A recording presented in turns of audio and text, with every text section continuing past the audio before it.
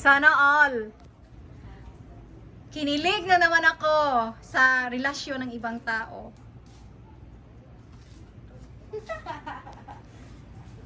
Mag-goodbye kiss na kayo. Putik yan. Dami alam. Yung dalawa po ay model ng Doc J Dental Care.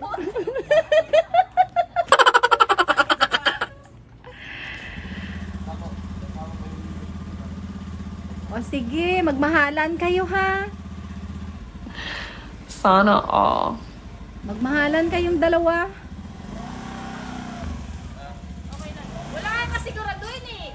Wala siyang kasiguraduhan. O ganda ng helmet niya, be. Ano, sis. Arborin mo na. Magpaalam na kayo sa isa't isa. Ay, baya ako siya. Sige, sige, ingat. Okay, God bless. Oh. Ah, hindi makita. Ang ingay. Wala na guys, tapos na yung love story ni Michael tsaka ni Karen. Kasi may boyfriend na si Karen. May pumapil na. Yay! Yay ka muna, yay ka muna. Yay!